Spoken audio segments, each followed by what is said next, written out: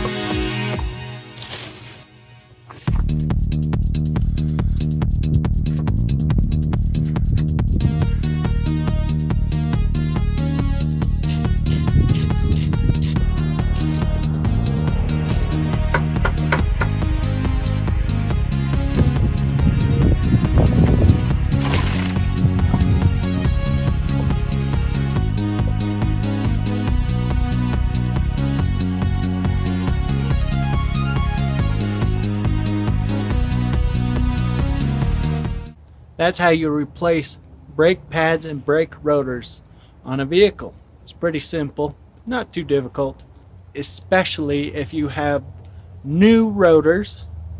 Then you don't have to take them to a place to get them turned. Turning is scraping metal off and making the rotor smooth for your new brake pads.